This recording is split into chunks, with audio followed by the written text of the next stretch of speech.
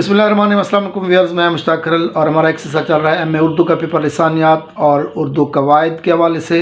इसमें हमारी जो इकबाल का खुसूसी मुतालिया है, उर्दू तनकीद है और इसके अलावा असालिब नसर, इसकी वीडियोस तैयार हो चुके हैं हमारी प्लेलिस्ट में, जाके उसको आप देख के अपने पेपर्स की तैयारी कर सकते हैं। इसके अलावा MA translation, MA English, MA political science और एलएलबी के स्टूडेंट्स भी हमारी प्लेलिस्ट में मौजूद वीडियोस से अपने एग्ज़ाम्स की तैयारी कर सकते हैं।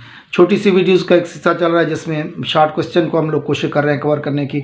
बहुत से स्टूडेंट ने क्वेश्चन कमेंट्स बॉक्स में क्वेश्चन किया था कि जी बोली और ज़बान में फ़र्क बता दें।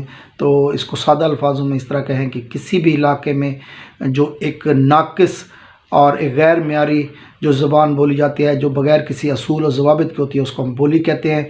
इसको हम ज़बान की ख़ाम हालत भी कह सकते हैं।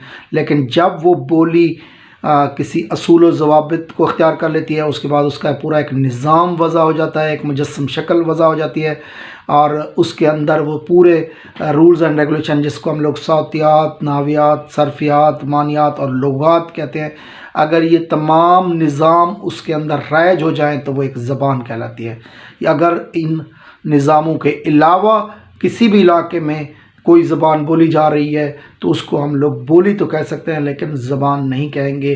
तो इस तरह कह सकते हैं कि किसी भी ज़बान की जो नाक़िस हालत है, उसकी गैर मियारी हालत है या जो ख़ाम हालत है वो बोली है, और जब वो रिफ़ाइंड हालत में चली जाती है तो वो ज़बान कहलाती है। ये हमारी आज की वीडियो। अपना और दोस्तों का बहुत ख्याल रखें। अस्सलाम।